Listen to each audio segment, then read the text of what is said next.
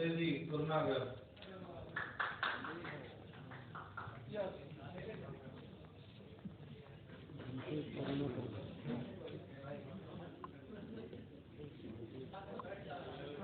आज के इस कार्यक्रम के आयोजक संयोजक समस्त एडवोकेट समुदाय और सभी यूट्यूबर्स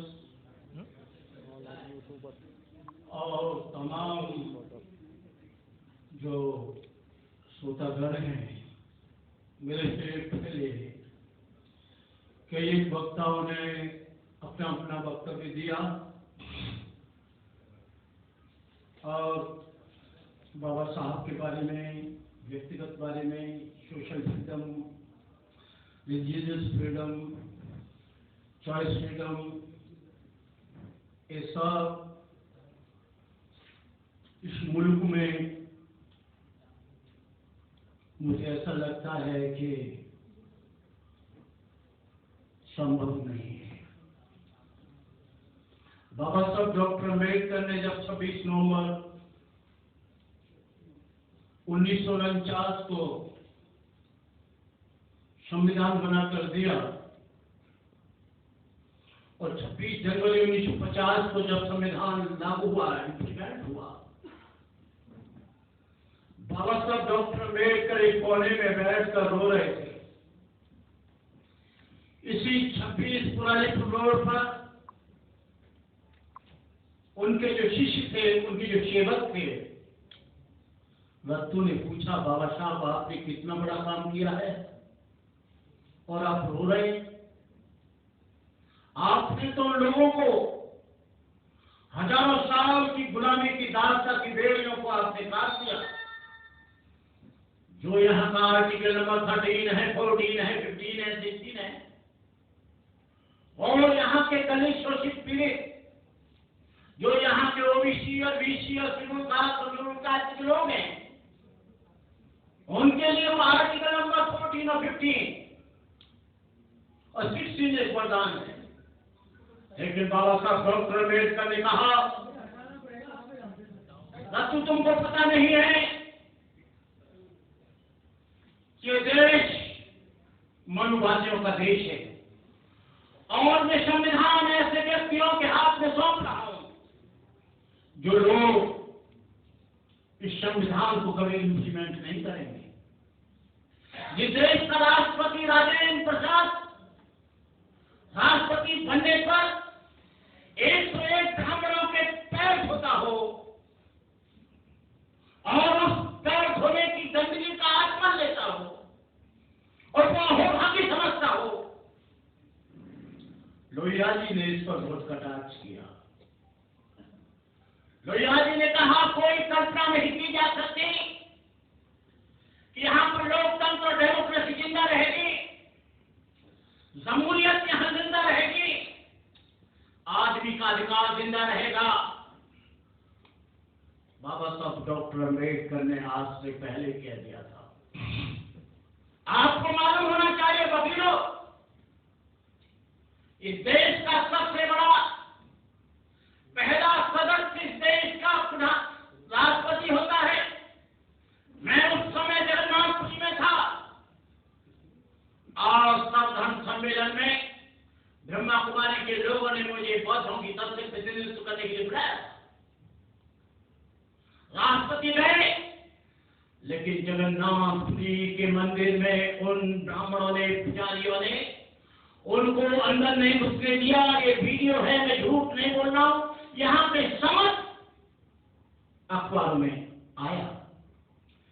जिस देश में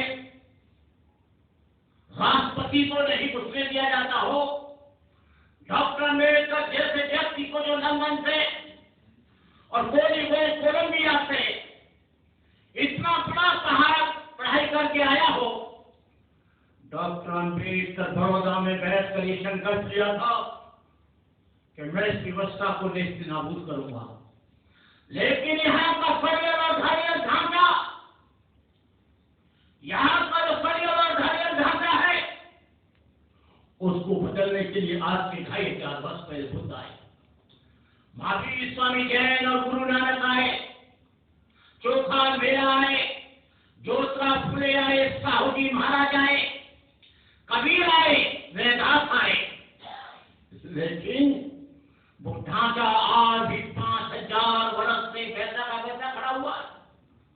मैंने अपने 40 वर्ष के संन्यास में, आज मेरी उम्र 75 में स्टार्ट हो गई है, 8 अक्टूबर से। राजेंद्र पाल बहुत छोटे थे जब से मैं मिलता हूं, पहले लिखा है। राजेंद्र पाल से मेरा बहुत पुराना संबंध है। राजेंद्र पाल एक अच्छे व्यक्ति है, लेकिन वो किस हड़बड़ी में है, क्या कारण है कि उन्होंने इस्तीफा दे दिया, वो तो वो जाने, हमें इस बात का पता नहीं। लेकिन उनकी जो 22 प्रतिज्ञा है, उसकी वजह से सारे देश का अम्बेडकरवादी और बुद्धिस्ट उनकी साथ है। नागपुर में उनका स्वागत कराया, गुजरात में उनका स्वागत कराया, देश के कोने कोने में स्वागत हो रहा है। लेकिन हम चाहते थे कि ये जो इनका विधायक आम पार्टी से है, उसको भी लात मार देनी चाहिए कि संदेश समाज में जाए। क्यों? ये देश 4 स्तंभों से चलता है। आप तो पढ़े लिखे लोग हैं, वकील हो, मैं तो वकील नहीं हूं, मैं तो फिलोसफी का स्टूडेंट रहा हूं। और फिलोसफर तो जो जानते हैं आप आधा पागल होता है, उसे कुछ ज्यादा मालूम नहीं होता कानून वानून के बारे में। लेकिन यहाँ के 4 स्तंभ है जिसे देश चलता है, जो हमारा संविधान चलाता है, न्यायपालिका, कार्यपालिका, विधायिका और मीडिया। 4 स्तंभों पर आप दिन से लड़ाई कर रहे हो, उनका तो क्या है? न्यायालय में चले जाओ, वो बैठे हैं। कार्यपालिका में एडमिनिस्ट्रेशन चले जाओ, वो बैठे हैं। विधायिका में चले जाओ, आप उन्हें चुनकर भेज देते, वो बैठे हैं। और मीडिया पर तो आज जो हमारा सोशल मीडिया, जो हमारे गरीब लोग हैं, वो हमारी आवाज को लोगों तक पहुंचाने का काम कर रहे हैं। लेकिन जो सोशल मीडिया का काम करते हैं, उनको हम हेल्प नहीं देते। उनका थोड़े दिन सोशल मीडिया चलता है, जो दूसरे मनुवादी मीडिया उनके पीछे का कबीला डाल दिया है। लेकिन हम नौकरी करते हैं, 4 पैसे कमाते हैं, इन सोशल मीडिया वालों को भी थोड़ा थोड़ा कुछ हेल्प करना चाहिए। मैं हमेशा इन लोगों को प्रोत्साहित करता हूं, हमेशा इन लोगों को साथ देता हूं। मेरा कहने का मतलब यह है, मैं ज्यादा देर तक नहीं बोलूंगा क्योंकि मुझे 10 मिनट दिए हैं।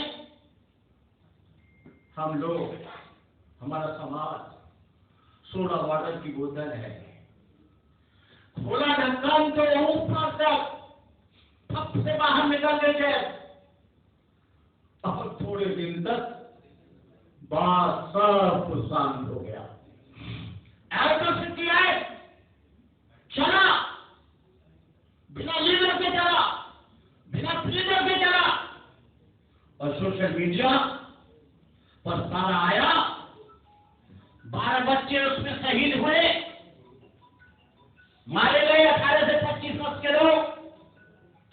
मेरा कहने का मतलब यह है, अब भाषण देने का समय समाप्त हुआ है। लोकतंत्र तरीके से शहादत और बलिदान आपको देना पड़ेगा। आपकी फ्रीडम, आपकी जमहूरियत, आपकी स्वतंत्रता, उसके लिए बलिदान चाहती है। ये लोग इतनी आसानी से आपको स्वतंत्रता नहीं देंगे। अरे आप बात करते हो, कब तक गाते रहोगे इसको कि मैंने नल छू लिया, मैंने घड़ा छू लिया, मैंने बाल्टी छू ली, मैंने ये छू लिया, मैंने लोटा छू लिया। अरे वो तो आज भी हो रहा है। हिंदू मेरे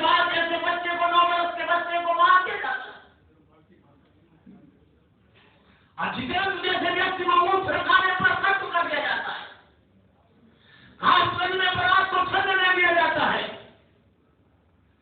आपको मंदिरों में पिटाई होती है, कथा होती है तो आपको पीठ में चढ़ा दिया जाता है, आपके संविधान को इसी धरती पर जलाया जाता है।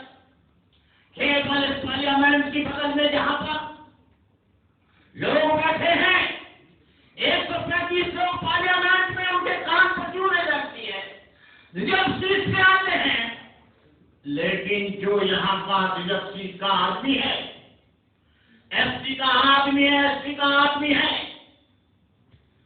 बैकवर्ड का आदमी है, ओबीसी का आदमी है, उस पर जुल्म होता है, अत्याचार होता है, उनकी बहन बेटियों के साथ बलात्कार होता है। आप कब तक कहोगे कि हमारा ये फ्रीडम ऑफ चॉइस, इस देश में कल्पना मत करना 60 वर्ष गुजर गए, अब आपकी फ्रीडम की चॉइस है। चॉइस का मतलब है बोलने का अधिकार, चलने का अधिकार, खाने का अधिकार, लेकिन यहाँ गाली में आता है, गुजरात में कोई लड़का तो गाय को तोड़ दिया जाता है, अम्बेडकर की शर्ट पहन कराता है तो उस शर्ट को फाड़ दिया जाता है, यदि वो उनके मरे हुए पशुओं को नहीं उठाता है तो उनके हाथ बांध कर पैर पर चढ़कर ऊपर चढ़कर उनको गोले बरसाए जाते हैं। अरे कहाँ फ्रीडम ढूंढ रहे हो? अपने हाथ में फ्रीडम लो। मुझे राहुल नागपाल जानता है, मुझे राजेंद्र कुमार जानता है, मेरे ऊपर जुल्म हुआ, मैंने कभी FIR नहीं की, और जुल्म का बदला मैंने लिया। मैं सेंट्रल जेल में 1.5 साल तक फतेहगढ़ सेंट्रल जेल में रहा, मैंने कभी आह नहीं की। ये जो बच्चा है चंद्रशेखर आजाद, इसको छुड़ाने वाला, इसको हेल्प करने वाला भटके करना करे, मैं चुपचाप काम करता हूं। राहुल नागपाल जानता है, राहुल नागपाल एडवोकेट सुजीत, बालक राम, हम तीनों 2-2 4-4 10 बार जेल में गए। वहां कहता था कि हमको छुड़ा लो, हम के छुड़ा तो देंगे, लेकिन तू कोई पार्टी मत बनाना। आदमी सोशल मूवमेंट के पीछे अपना राजनीतिक स्वार्थ का है, सामाजिक आंदोलन के पीछे अपना राजनीतिक स्वार्थ पूरा करता है। बाबा साहब ने कहा था ऐसे लोगों से कभी अपेक्षा मत करना कि ये तुम्हारे समाज का काम करेंगे।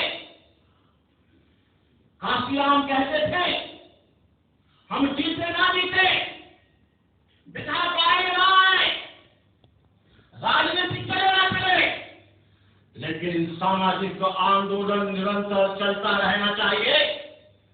जिसका समाज मजबूत होता है उसकी राजनीति मजबूत होती है, जिसका समाज मजबूत होता है उसकी सत्ता परिवर्तित होती है। यह सत्ता व्यवस्था का क्षेत्र है, यहाँ पर सामाजिक परिवर्तन कब आएगा?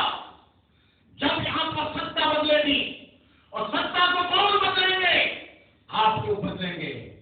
कल एक बैकवर्ड का आदमी था, उसने मेरे से कहा, बनते जी राम मंदिर तो बन गया और हमारा कल्याण भी राम मंदिर करेगा। हमने कहा तुम्हारे बैकवर्ड के लोग, विनय कटियार बजरंग दल का अध्यक्ष है, उमा भारती तमाम प्रतिनिधित्व करती है RSS का, बीजेपी का। कल्याण सिंह कहा करते थे कि मैं राम मंदिर के लिए हजारों बार फांसी पर लटक जाऊंगा, लेकिन राम मंदिर की निर्माण कमेटी में एक भी बैकवर्ड को नहीं रखा गया। राम मंदिर के ट्रस्ट में एक भी SC बैकवर्ड के आदमी को नहीं रखा गया। तो मैं कहता हूं कि आप लोग कहीं नहीं है, आपके छलावा करते हैं ये लोग बहुत बेईमान लोग हैं। अम्बेडकर का फोटो लगाकर आपके सारे वोटों को ले लेते हैं। आप लोग बहुत इमोशनल हो, बहुत भावुक हो। मेरा मतलब आपसे नहीं है, आपके समाज से है, पिछड़ा वर्ग से है। केजरीवाल ने बाबा साहब अम्बेडकर और भगत सिंह का फोटो लगाया, लोगों ने 67 वोट दे दिया। वाल्मीकि भाइयों को झाड़ू दिखाया, ये तुम्हारा झाड़ू है, फटाफट वाल्मीकियों ने वोट दे दिया। अम्बेडकर का फोटो दिखाकर वो वोट ले गए, झाड़ू दिखाकर वो वोट ले गए, मुख्यमंत्री बन गए। मैं कहना चाहता हूं कि अब केजरीवाल जी, आपको पूछना चाहता हूं, डॉक्टर अम्बेडकर तो किसी भी उसको मानते नहीं थे, 22 प्रतिज्ञाएं आज से नहीं है, 17 कानून बीजेपी ने छपाया, 40 कानून बीजेपी ने छपाया, और उसमें बाबा साहब की प्रतिज्ञाएं। तुम्हारे लिए गडकरी जी 6 तारीख को 5 तारीख को मैं नागपुर में था, गडकरी जी, फडणवीस जी, रामदास जी और तमाम बीजेपी के लोग वहां पर थे, और तो पंजाब में पूरी सफाई की अध्यक्षता में 22 प्रतिज्ञाएं दी गई। 22 प्रतिज्ञाओं को आपने क्यों इतना वायवेला मचा दिया है पूरे देश में? क्या मुसलमान तुम्हारे राम को नहीं मानेगा तो क्या उसको निकाल दोगे? ईसाई नहीं मानेगा तुम्हारे राम और कृष्ण को तो क्या निकाल दोगे?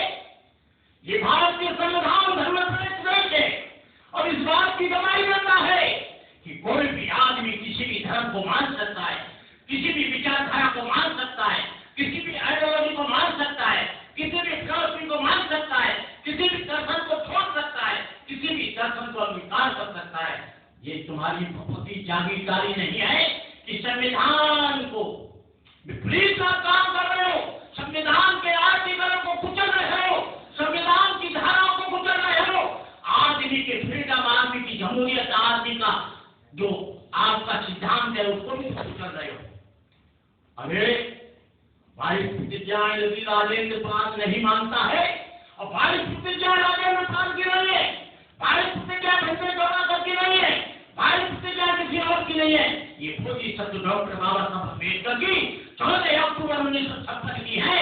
आप लोग बाबा साहब पर मुकदमा चलाओ, हम लोगों पर नहीं। इन्हीं शब्दों के साथ मैं आप लोगों से कहना चाहूंगा कि मिटा दो जमाने से गुंडागर्दी, मिटा दो लुटेरों की शोषण की हस्ती, मिटा दो ये जातीयता वाली बस्ती, मिटा दो गरीबों की